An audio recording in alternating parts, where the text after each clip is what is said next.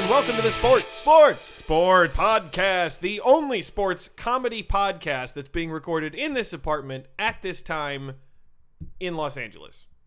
I, as always, am Joel Anderson. I'm Jordan Pomaville. And joining us, is Phil Ranta, the sports outsider. I almost said my own name. I would have been really embarrassed. I know that would have been pretty terrible. Yeah, I don't introduce myself. Do you know who I am? Do you know who my parents are? Jim and Melanie Ranta. Oh wow. Of the Grand Ledge Rantas? No, the Grand Grandville. Rapids. Okay, yeah. Grand. They're all grand. All those cities in Michigan. Yeah. Did you catch any games this week, Phil? No. I did see a preview for the Hunger Games.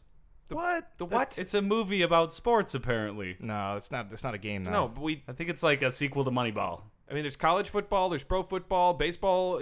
I'm aware of sports. I'm aware that there are sports out there. You just position yourself outside of them. Right. Yes. Okay. Making you the sports outsider. Yes.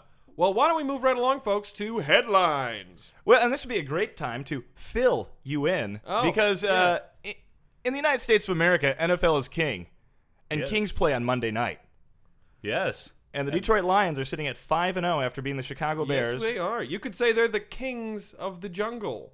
That is professional football. Right. I guess you could say that if They're you lions. wanted to. They're lions, so kings of the jungle. Yeah. Right. People would look at you weird. No, And you'd have Sports to Center explain used it. this, Phil. Did they? This is correct. Did people Yes. look at him weird? No. Okay. They I might would. have. There's no way you would know. But, Right. But yes, the Lions 5-0 for the first time since 1956. Wow. The Detroit Lions have won a title more recently than they started the season 5-0. Which was 57? 57, they won the championship. So Wow. This would, of course, Harkens be back to the good old days. Yeah, this would, of course, be 10 years before the Super Bowl existed, Correct. 11 years before the Super Bowl existed. And 20 years before beating your wife was illegal. Time flies. Yeah, Has it been time- that long? time Has flies. it really Has it been been you that couldn't beat your long? wife? Yeah. Another big headline from the National Football League, Tim Tebow, Tebow time all the time, Wow. replacing Kyle Orton as a starting quarterback for Denver Broncos. They said he was too small. They said he couldn't play in the NFL. Yeah, he can't. I'm gonna go ahead and go on record here. I know I'm jumping the gun in this Valiant prophecy, but I'm gonna go ahead and say that Tim Tebow is not gonna be a successful NFL quarterback. He might have a couple ups and downs here and there, but I mean, I don't think he's any better than Vince Young, and Vince Young didn't make it. Vince Young's technically on a roster, but no, I mean, the guy can't throw the ball. Do you think he finishes the season as a starting quarterback of the Broncos? The Broncos can't catch the ball, Joel, so it doesn't matter. So it doesn't really matter. I'd say there's an outside chance. The other guys in the depth chart are Brady Quinn, and he's not good. And then there's Kyle Orton. I don't feel like you can be good with a name like Brady Quinn. I feel like you should be like a 6-year-old aristocrat for the rest of your life if your name is Brady Quinn. Brady Quinn has always kind of acted like a 6-year-old aristocrat. Weird makes that you sense. say that, Phil. You actually Yeah. hit the nail on the head. There we Yeah. go. He's a punk-ass little bitch. I don't know if he's Wow. little. I think hope bigger he's than not me. listening to this podcast because he's probably stronger than you. Oh, yeah. Well, I mean, yeah. I'm saying that sort of in an NFL context. Right. As compared to me, no, he's not a punk-ass bitch Right. at all. Yes. Then he would call you a punk ass bitch, And he would be cry. accurate. Yes, Yeah. he would be in his right to do that. But, I mean, as a football player and when, in the context of the NFL, but yeah, and I think this is the bigger story here is once again, Kyle Orton has been shit on by yet another team. And this is terrible because Kyle Orton has done nothing but be a solid quarterback and win games and play well. And everyone keeps thinking, we can do better than Kyle Orton, right? And the fact is, no, they don't. You They can't. Yeah. Kyle Orton is like a C+ quarterback. And you should accept a C+ quarterback. Settle I don't for think Kyle. you should settle for C+. A quarterback it's the anchor of the team, right? It you is. want an A+ quarterback. or Well, else you have hopefully to it's trade the in. engine, Phil. The engine? Yeah. Yeah. Or You is said it the brain? anchor of the team. That sounds terrible. That sounds Yes. The anchor is everything. Well, I guess that's true. Offense. An anchor holds you back. Like if Yeah. you're trying to go forward, Yeah. the anchor is there. Yeah. But the That's anchor not- is also a metaphor for reliability. Right, exactly. Yeah. That's what I meant it as. I Yes. didn't mean it like the team is a ship and they are the anchor. That sounds terrible when he says Here's the thing, Phil. There's only like 2 A+ quarterbacks, and there's only like a couple of guys who are even A's. The vast majority of people out there are like D's and F's. Then they should keep trading up. No, but this is my point. There's 32 starting quarterback jobs in the NFL. I think there's like 20 people who can do it competently, and Kyle Orton is right in the middle of that pack. I think you're so much more likely to wind up with a bad quarterback than a good quarterback, and I think Denver has done that because Tim Tebow not an NFL quarterback. Oh, that's too bad. So the NBA has taken the first step toward canceling the entire season by canceling the first 2 weeks. Yay! Yeah. Oh, darn. I realize a lot of the fans at home might be NBA fans, but I think I could care less. As the sports outsider, what is your opinion on basketball not having a season, or really any sport not having a season? It doesn't affect. I mean, it doesn't affect the world. Like, well, life's no, gonna keep ostensibly going on. no. It's kind of like if you really were a Harry Potter fan, and then they said, "Yeah, but we're not going to release the movies anymore. We're just not going to do them." It's like you'd be like, "Oh, this is going to be terrible. I'm never going to see the Harry Potter movies." But then you're going to forget about the Harry Potter movies. You're going to move on to something else, right? Well, yeah. I mean, Harry Potter's a gateway movie, so you're going to go up. You're going to go move on to something a lot more dangerous than Harry Potter. Right, like The Hunger Games. A great sports movie that's coming out I don't next even year. know that that's a movie. I don't think think they made that up. It is a movie, and it's like the next Harry Potter. It's based on a book series that's very popular with the kids. Oh, jeez, yeah. But it's also about sports. I've read so many young adult, like books about 16-year-old girls meeting some sort of supernatural something that they fall in love with. And getting it on. Yeah. Everyone has their own form of erotica, Joel. Yes.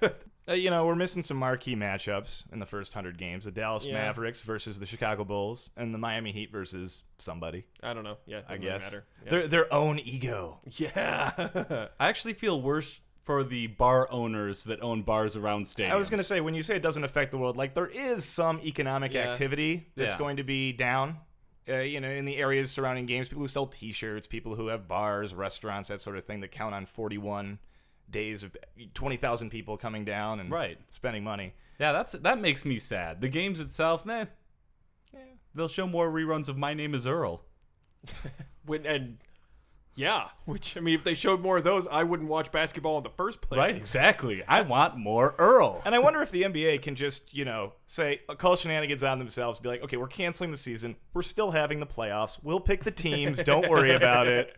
You guys will still be entertained in a thoroughly contrived fashion. Yeah, that's pretty much what they're doing now. That'd be fun. Could they send in scabs?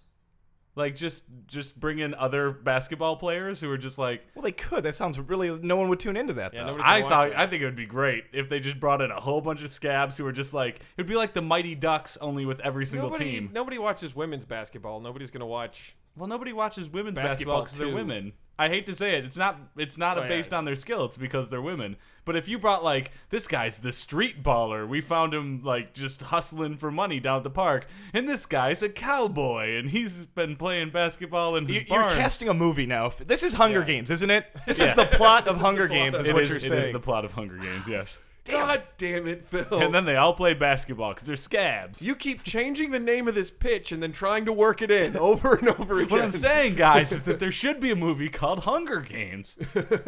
Well, speaking of NHL, which is the National Hockey League, I've heard of plays ice hockey. We talked about this last week. Yeah, I started doing my research. Did a lot of research on this. This is a tab on my ESPN page. Oh, wow. NHL. Anyway. Weird world. One of their best players, Sidney Crosby, has been cleared for contact in practice. He hasn't played a game since January 6th because of post-concussion syndromes. Ooh. For this, we got to go to Joel for an opinion. Tell us about this girl, Sydney. What's her deal? Yeah, and where's Stills and Nash? I'm actually not going to correct you on the whole gender thing because you're pretty close to hit the nail on the head there. But he here's the thing. A lot of people think that he actually suffered a concussion and hit it.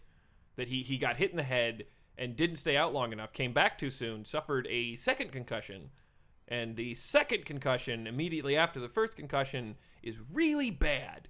For, like, your brain. Yeah. Right. So he's been like woozy and dizzy for like a year. That makes sense. Yeah. But now he's cleared for contact, might come back, which would be a big deal because with him, if he comes back as good as he was, with him the Pittsburgh Penguins have got to be the favorite to win the East. And without him, they're not. But, yeah.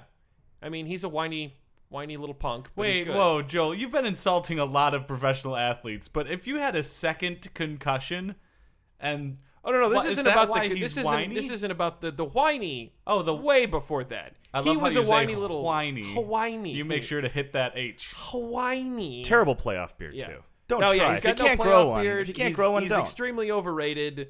Overrated. He is one of the best players. He is one of the best, but still overrated. And he gets all the calls. The NHL has been sucking his dick since the first day he was in the league. And wait, you just said, and previously you said the word hiney instead of butt, and now you're saying sucking his dick? Yeah, well, you're confusing, Joel. I am an enigma wrapped in a riddle. Bacon. Yes, yes, I am an enigma wrapped in bacon. I want that in my tombstone. An enigma wrapped in bacon. So, Phil, we talked about this, I believe, with Jacob a couple of weeks ago. But at the end of the regular season in baseball, the Red Sox suffered like one of the most epic collapses in the history of the game. I remember. Yeah. Wheels completely came off. And now a whole bunch of stuff is coming out about how the team was completely dysfunctional. Rumors such as the manager was addicted to painkillers throughout the season. Oh, you can still function with that addiction.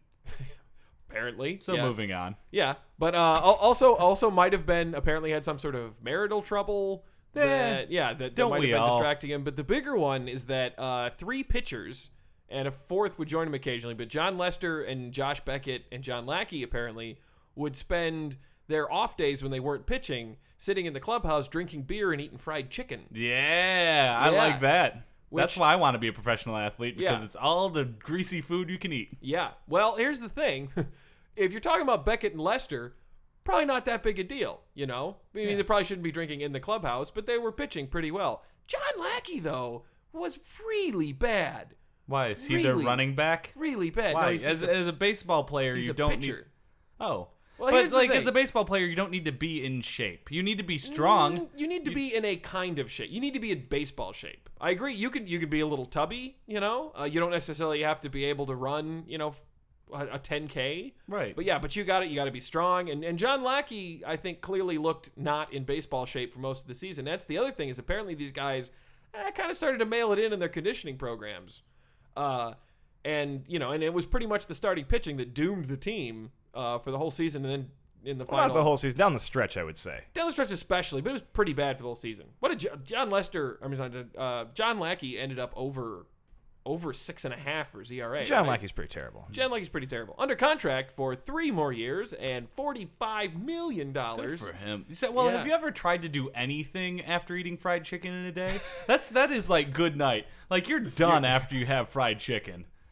You can either go to bed or you can sit on the couch. Yeah, it's true. There's nothing else you can do. You're not going to be too productive. Right. And John Lackey spent the entire season pitching like he had just eaten fried chicken. So, man, isn't that the American dream, though? Just like, I'm a professional athlete. Trust me, if I could get away with it, I'm going to throw a ball. Say, Phil, what does John Lackey sound like? John Lackey. More sugar. I want another beer with Brad Blue Ribbon. I'm an American hero. America's best time is baseball. John Lackey.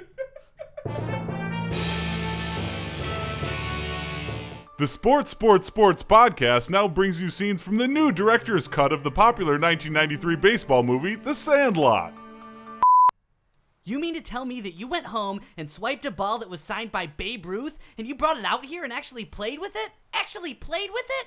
Yeah, but I was gonna bring it back. But it was signed by Babe Ruth. Yeah, you keep telling me that. Who is she? What? The Sultan of SWAT. King of Crash. The Colossus of Clout. The Colossus of Clout. America's angry stepdad. Mr. Cigar Mouth. Fatty Slugger Pants. The man who ate a hooker. Baby Bing Bat. The man with no name. Mr. Sandwich Fingers. Beer Time McSwill. Greg. The drunk buffalo that never falls down. El Chupa Ty Cabra. The New York Hangover. The Black Man. Ducktail Hanga. Fat Jesus Guy. Smelly. Dirty Uniform Cum Stain. The Great American Satan. The Skinny Samoan. The Atomic Tobacco. Mr. Tell Your Sister I Said Thanks. Not a lot, but some. King Shit of Fucktown. King Shit of Fucktown. Babe Ruth. The Great Bambino. Oh my God, you mean that's the same guy? Yes. And now it's time for another Weird Sports. So spooky. I love that intro. Little spooky. That's a little spooky. In fact, here's our very spooky, weird sport for this week. The man versus horse marathon. What? Yeah, the man versus horse marathon. You know, actually, if this is what I'm thinking it is, the man might stand a decent chance against the horse. Well, let me tell you more about it, and maybe we'll be able to delve into that. The Man vs. Horse Marathon is an annual race over 22 miles, which isn't actually a marathon, but they do 22 miles. 26.2. Yeah, Right, that's a but this one they marathon. do 22. I don't know why. It's just because it's probably from a dumb country. It's where runners compete against riders on horseback. Well, that's not fair that they have a rider. I know, because it seems like they could just beat the horse harder, and then they would win, right? Yeah.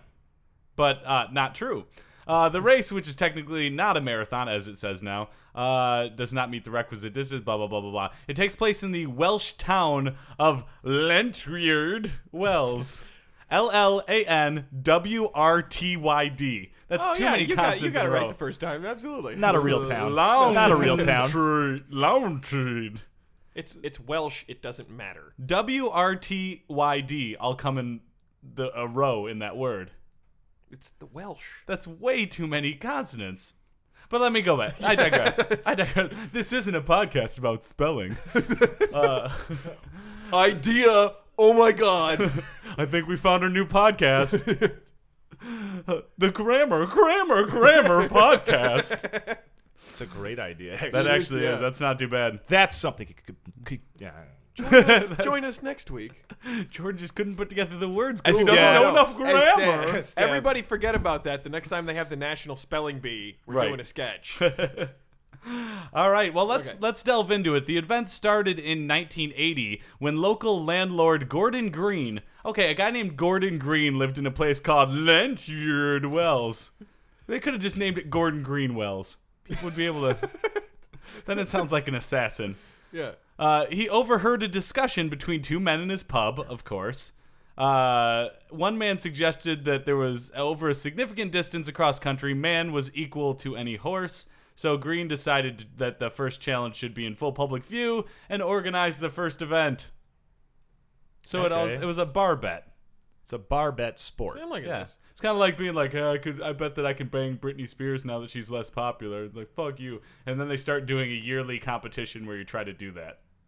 I mean, that would be horrible. It'd be kind of fun. It'd be funny, but it would also kind of be horrible. It would be, I would compete. I actually just sold that pitch, guys, so I appreciate you stop bagging on it. God, I'm sorry. But here's the thing: is actually the human body, and Tell me about the all human of our body, listeners Joe. at home should know that I did run a marathon once. Oh, look at that. Mr. Funny guy. Dude, I read a marathon. I think I'm Kenyan. Take off my shoes. Oh, where's my monocle and top hat? Yeah, I'm not going to tell you the Think time I'm that I so ran it in. great. But while I was doing it, I read some stuff, and While you were running, you were reading some no, stuff? while I was training for it. Oh, I was going to say you reading should read about The Hunger running. Games. Oh, God damn it. Very popular book series. Yeah. All right. Well, but one of the things they think in terms of the evolutionary status of the human body is that it's built for distance running essentially, because and in this there's a lot of places where hunter gatherers still do this, that they are persistent hunters. You know that you can't catch an antelope over a short distance, but they will like take their spear and they'll just jog after an antelope at a steady pace for That makes sense. Yeah, Until they for need to stop for water. Yeah, 2 or 3 days. Yeah, but eventually 2 or 3 days. No, seriously, I'm dead serious. They will jog for 2 or 3 days. Off and Well, on. we think. Yeah, but It's a working theory, right? Yeah, It seems like when you would go to bed, then the antelope would just run away. you would have to stay awake For during 2 or this period. 3 days? Listen, Have you Phil, ever pulled one all-nighter? Yeah, Phil, they're not cramming for an exam. They're getting food for their families to survive. You say potato, I say something else. I think, but if If you're they could grow hungry, potatoes, how do you they stay, wouldn't be running how do you antelopes. stay up then. for That's 2 or true. 3 days if you're hungry? yeah. It's a thing. It's I'm hard for me to tired 'cause cook I'm macaroni hungry. and cheese when I'm hungry. I get tired. but the point thinking is, about it. the point is, the antelope tuckers out before the person. Let's Fuck you, Antelope. Fuck you. So I would not be surprised if people could beat horses over 22 miles. Well, let me talk about that. Bring it back. Over 22 miles. Let me bring it back. Yeah. 9 straight years of the horse winning. What? 9 straight years. The first 9 years of this competition, the horse won. Because they're holding it in Wales. Well, I think that a lot of people came out, What though. is that? How does that? Yeah. Is Wales like a country where I'm people rather can't move? slow. Does As soon as you land in Wales, they give you a bucket of fried chicken, and then you're the done British for the day. Isles produce elite athletes in any sport other than what, golf and tennis? A little man named David Beckham. That's a football. The football players. So 9 straight years. 9 straight years of not winning. And then That must have been dispiriting. it must have been for the horses, too. They were like, this is too easy. I want a challenge. Give me some hay. But then in 1989, British cyclist Tim Gould, another very normal name for a Welsh, beat the horse by 3 minutes. Tim Gould was on a bike when he beat it by 3. He was on a now bike. It feels cheap. Now I It feel does. terrible. Yeah. A person has beaten the horse at least once, right? Has it ever 2004. happened? Boom. The 25th race was won by who? H-U-W, Lub. Finally. He was the first time that a man racing on foot has won the race, Wow. thereby winning the prize of £25,000. Yeah, I'll bet you he crossed the finish line and went, who loved me now? Boo. What the fuck the horses did with all that money? Yeah. The previous 9 years, these horses are creating a real Raking it estate in. bubble in Wells. Right. Wells, whatever. But Oh, it doesn't sound like they're pulling like elite distance runners. I don't know. I would say that, there was 500 runners in 2004. Well, And who says 500 the how horse many is horses elite? were they taking on? They were taking on 40 horses. Huh. 500 runners. That's But still, I mean, what about blanking on the Usain name? Bolt? No, because he's a sprinter. Michael Johnson? There's a guy who just won the 5K, the 10K, and competed in the marathon this last Olympics. Michael right? Phelps? No. I'm out of athletes. That's all I know. He's Ethiopian. I don't know. Then how can we possibly Joel, remember you just his made name? that person up. Yeah. I swear I did not. then Haley? No, that was the king. I don't know. Well, I'm let's blanking just say on it, that but- there is a person who exists. I mean, I'm arguing that I'll bet you maybe you'd fare better. What's do they have any times listed? Yeah, this Hu Loeb won in 2 hours, 5 minutes, and 19 seconds. Oh, okay. For That's 22 what I'm miles. saying is, for 22, that's really fast. Granted, Super fast, yeah. That's significantly faster than me, but And faster than a horse. Yeah, the fastest marathon ever was run in 2 hours and 3 minutes. Right. And that's 4 extra miles. So that makes But me that's think that, ever. Well, yeah, but this is 4 miles shorter. I think I don't know. If you got like the absolute creme de la creme of distance runners, I'll bet you they could beat those damn horses. Look, Joel, you're being really down on athletes today. You're saying every athlete sucks. I'm not saying every 2 hours and 5 minutes. Oh, no, for it's 22 really miles. That's fucking insane. Yeah, but beat as horses. as compared to the top-notch marathon runners, I don't think it's that insanely good. Well, like I said, you don't know that they're going against top-notch horses. That's a good These point. could be like the fuck-ups of horses that oh, they're that's racing a- against. Well, that's a the good thing, point. though, is that now they're trying to get better horses. They have a maximum entry of 50 horses. They're capping it now, and it's also being touted as the world's largest horse race. So a lot of people bring their horses Wow. out just so they could say their horse competed in the world's largest horse race. I remember hearing a lot of people say that last year, that they were just like, I love the man-horse marathon, but it's just been going downhill. That the quality of horse is so low. Yeah, No, they I totally sold out, man. I was at the pub just the other day, and I heard some guy talking about that. So, And that's when you decided to do the pub talk marathon. Though there's also talk that apparently the horses are pushing for a bigger percentage of the revenue stream, so they might Oh, lock they should out the just strike. entire man-horse They should marathon. strike. Yeah. Totally. So. I just imagine when I first read about the man versus horse marathon, I imagine that scene of Planet of the Apes when the humans are all running away and then the apes on the horseback are throwing nets over them. That's all I could think of the whole time. Yeah. It's a classic movie, guys. Don't look at me like that. Well, yeah, I just don't know that was my go-to. No, it's because it's horses, then people are running, and they could not outrun those horses. Those horses were much faster. Over a short distance. Also, those That's were true. astronauts, not distance runners. Yeah, but astronauts have to be in pretty good shape, right? Pretty good shape. Don't they have to, like, go to the thing that swings a lot of around astronauts are just whiny, Astronauts punk-ass are whiny bitches. little Oh, hey, so now you think you could take on an astronaut. Yeah, I could. Astronaut, antelope, no problem. This is something I've never understood about sports fans. Sports fans are always the first ones to call people, like, pussies and be like, oh, fuck, look at you little sissy. But, like, sports fans, for the most part, are not sports players. Yeah. Well, when they say that they're usually drunk, too, sports fans. Yeah. So. Well, that's true. I'll make an overarching statement here saying that at any time on this podcast, when I refer to any athlete as being a quote-unquote sissy or something like that, I'm speaking in the context of their sport. Oh, I see. Not in reference to me, because I'm a much bigger sissy / punk / whiny than anybody who's getting paid money to play sports.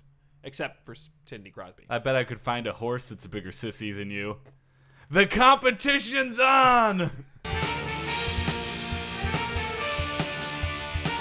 And here comes the payoff pitch. High and wide. Tebow has walked him. That puts the go-ahead run on second. And it looks like Al Gardner has seen enough. He's going to the pen. So that's the day for Tebow. Coming into the game is C.J. Bernero. So far in 21 innings this season, an ERA of 7.98 with a whip of 2.02 and a strikeout-to-walk ratio of 3-29. We're going to forego our usual commercial break while Freddie Retuzzo goes inside the numbers on WJAM, The Jam 1070. Well, when I look at Bonero's numbers, here's what I see. C.J. Bonero is a very bad pitcher.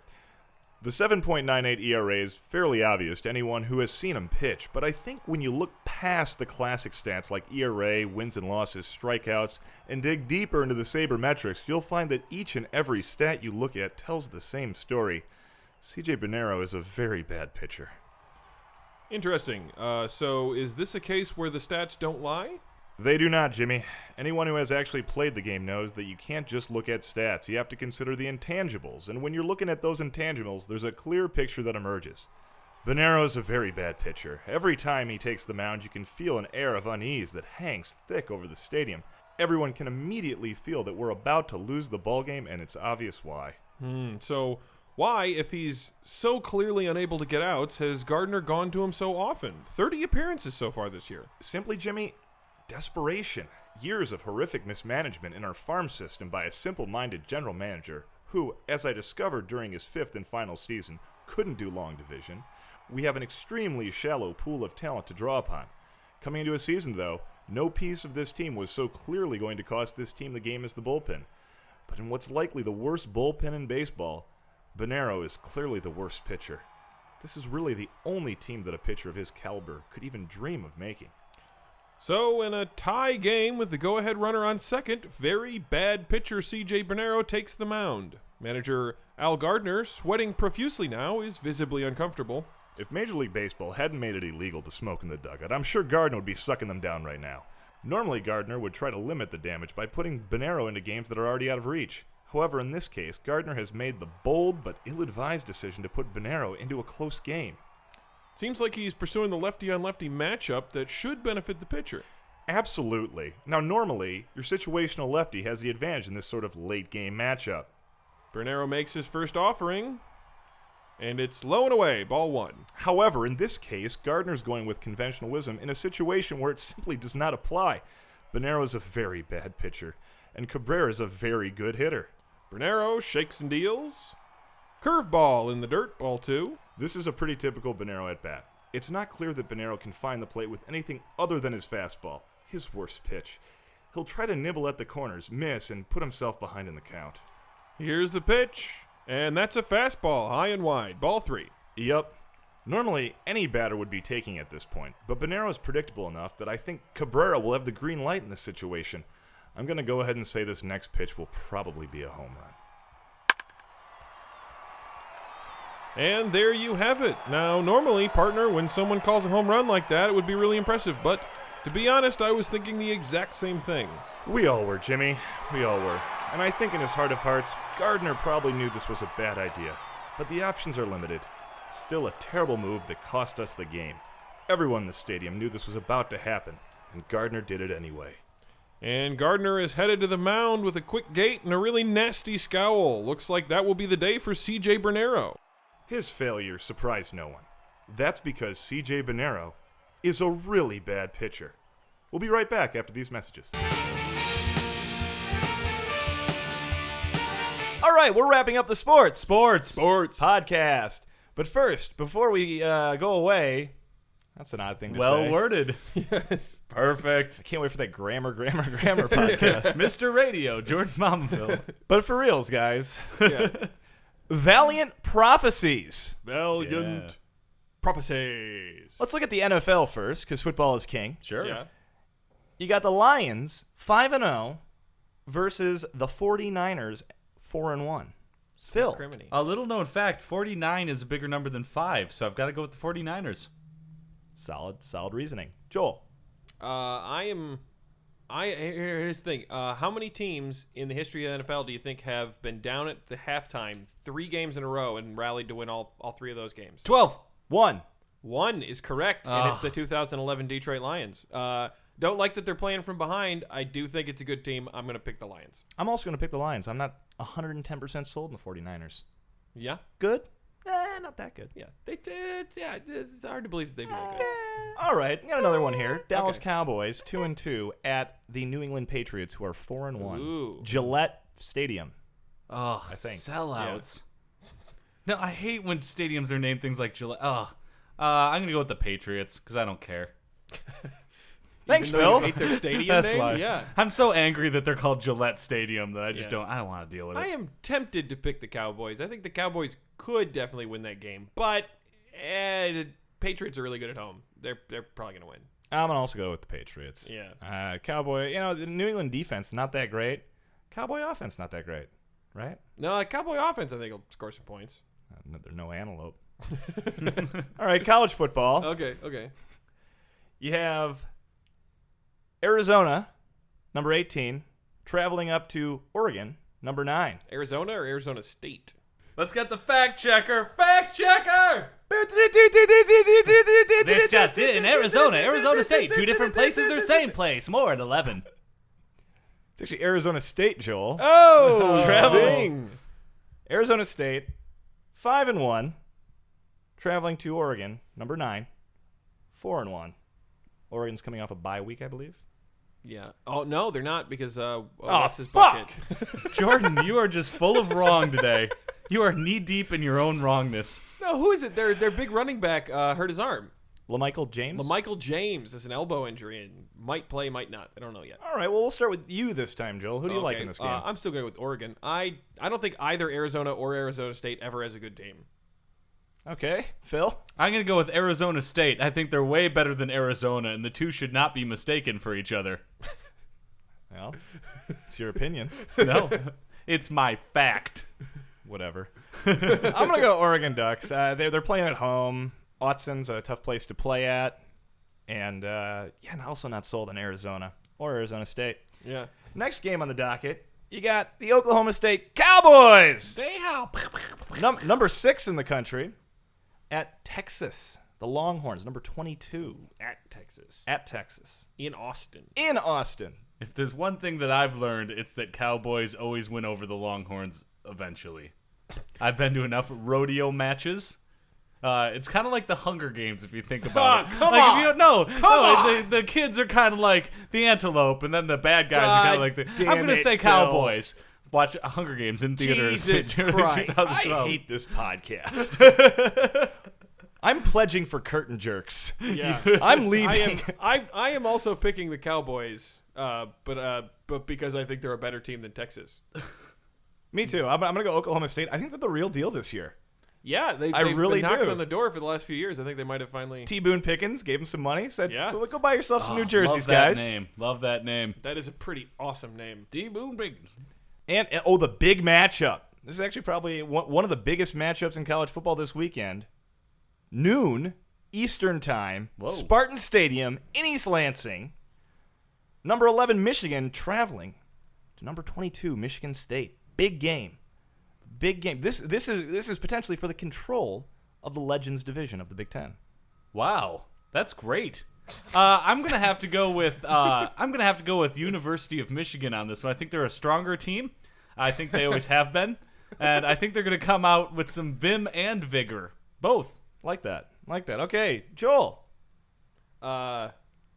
Boy, I think Michigan State should win this game. That's not a prediction, Should Joel. Yeah, That's not a Valiant prophecy. is said I with am, force. however, That's a puss out. I am. Give us a Valiant prophecy, Joel. I will predict that Michigan State will win, but I mean, we have not been playing well. You can say that twice. I'm also going to pick Michigan State. I don't think. Don't look at me with googly eyes, Phil. But you went to University of Michigan. I'm really bad at radio, podcast, grammar, and you're looking at me like that one woman who could bulge out her eyes that went on Maury a lot. Yeah, I loved her. Yeah, she was pretty entertaining, actually. No, I mean I loved her. I'm sorry. I had no idea. No, I think Michigan State's the more complete team. I think Michigan has been mounting second-half comebacks, but still make too many mistakes, and the defense isn't there yet. I think Michigan State's defense is the real deal, even if their O-line's still a problem. I like Michigan State. I think it's going to be closer than last year's contest, which was 34-17 Michigan State. I also think the 12th man at Spartan Stadium could factor into the game. That's a The podcast. stadium fits more than 12 people, Jordan. Yeah, but nobody's going to show up to That's that the game. sort of snobby Michigan attitude. Who wants to see a Michigan? I don't know that State you game? understood what I was saying, Joel. No. It's like 70-something thousand people there. Okay. All right, so that wraps up the sports Sports. podcast. But tune in. Write us emails because we get none, and I'm super bummed about it. You can go to sportspodcast@gmail.com, and you can reach us there. But you can also read tweets or tweet at us. Yes. Sports 3 Podcast. That's the number 3. Sports 3 Podcast is our Twitter account. Or you can just go to facebook.com/sportspodcast and like us. Be our friend. Really, because I see how many people. I see the hits. I Yeah. read them. It's 80-something. Don't hurt Jordan's feelings. One of you could write a letter. Right. Yeah. Yeah. Or pick tell up us- the keyboard and get some cyber stamps and write us a letter. Yeah. It's not asking too much. All right. Well, that's it. Yeah, we've begged enough. We've had our sad begging. We're super. We're really professional. We don't. I don't need the emails. No, I don't. I'd be fine without it. My life's gonna be fine without you. Totally fulfilled.